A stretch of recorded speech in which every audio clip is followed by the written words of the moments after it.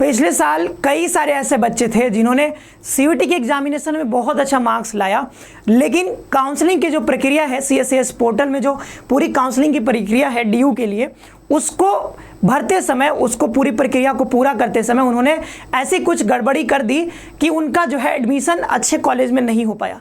तो इन सारी जो आप गलती ना करो, इन सारी चीज़ों से बचने के लिए आपको कहीं ना कहीं बहुत अच्छे से समझना होगा इस पूरी प्रक्रिया को। और ये पूरी प्रक्रिया समझाएगा कौन? तो ये आपका बड़ा भाई समझाएगा, ठीक है। तो आप सभी लोग चैनल को सब्सक्राइब करके इस बेल आइकन को जरूर प्रेस करके रखिएगा, ताकि कोई भी अपडेट मिस ना हो और आप छोटी से छोटी गलती करने से बच सको। तो जो सीएससीएस पोर्टल जो है, हमने पहले भी कुछ दिन पहले बताया था कि ये ओपन होने ही वाला है, क्योंकि डीयू जो है, जो पहला फेज होता है, अभी मैं बताऊंगा 3 फेजेज में एडमिशन होता है।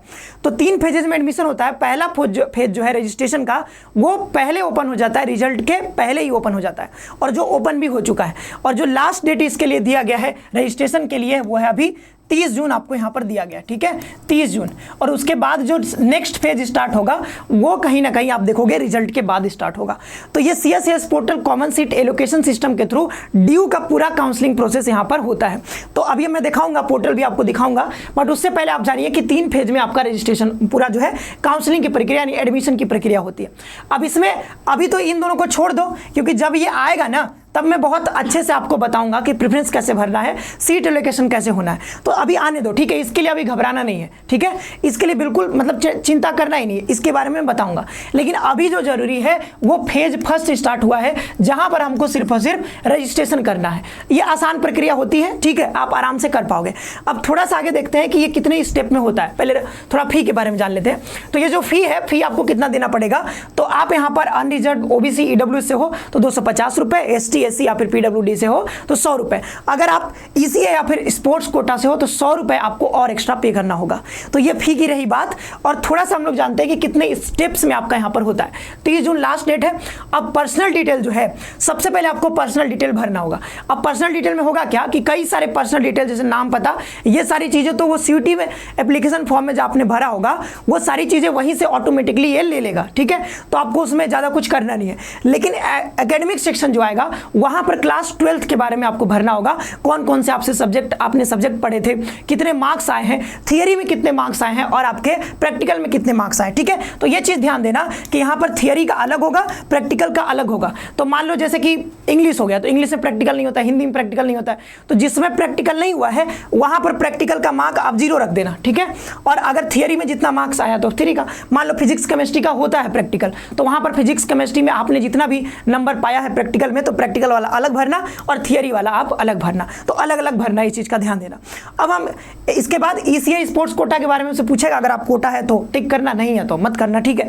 इसके बाद डॉक्यूमेंट अपलोड करना होगा। तो डॉक्यूमेंट जो मेनली होगा वो क्लास 12th का और 10th का, और आपका यहाँ पर कैटेगरी लगेगा। अभी उस पर भी मैं एक अपडेटेड वीडियो ला दूंगा आपके लिए कि कौन कौन से डॉक्यूमेंट आपको यहाँ पर जमा करने हैं। साथ ही साथ इसके बाद प्रीव्यू करोगे फॉर्म को, इसके बाद लास्ट में आपको पेमेंट करना होगा 250 रुपए या फिर जो अभी बताया था ना 100 रुपए, ठीक है। ये पेमेंट करना होगा। इसके बाद आपका रजिस्ट्रेशन की प्रक्रिया जो है यहाँ पर समाप्त हो जाएगी। इसके बाद यहाँ पर आप सेकेंड फेज, तो सेकेंड फेज हमने बताया कि रिजल्ट के बाद स्टार्ट होगा, तो ये कहीं ना कहीं 30 जून के बाद ही स्टार्ट होने वाला है, ठीक है।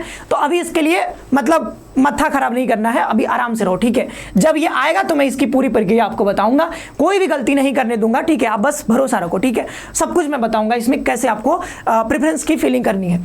अब यहाँ पर हम लोग ये हो गई थोड़ा सा हम आपको वेबसाइट दिखा देते हैं कि कहां पर जाकर के आपको यहां पर रजिस्ट्रेशन करना है। तो ये रही वेबसाइट, यहां पर आप देख लो, ये कुछ इस तरीके से है uad.ac.in, ये पूरा लिख करके आप यहां पर कर सकते हो।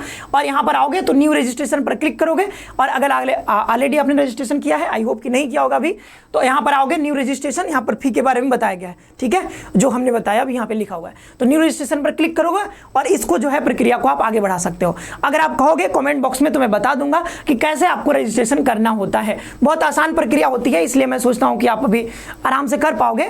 अगर फिर भी अगर कोई दिक्कत आती है तो बताना, मैं छोटी सी वीडियो में आपको बता दूंगा कि कैसे, मतलब मैं यहाँ पर एक लाइव डेमो आपको दिखा दूंगा कि किस प्रकार से यहाँ पर रजिस्ट्रेशन आपको करनी होती है। हालांकि ये प्रोसेस बहुत आसान होता है, इतना नहीं है कि मतलब आप नहीं कर पाओगे, आराम से आप कर पाओगे, ठीक है। हाँ, प्रेफरेंस वाले में दिक्कत आएगा तो वहां पर हम आपको अच्छी तरीके से हेल्प करेंगे। बट अभी भी अगर इसमें भी कोई दिक्कत आएगा तो कमेंट बॉक्स में जरूर बताना, ठीक है।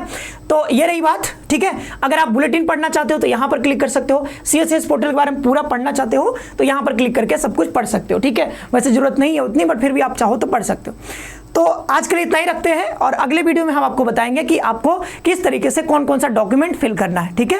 डॉक्यूमेंट का फॉर्मेट क्या होगा, वो सारी चीजें।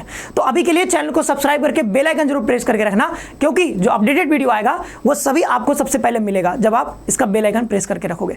मिलते हैं नेक्स्ट सेशन में। आप सभी का बहुत बहुत धन्यवाद। खुश रहो और बस लगे रहो।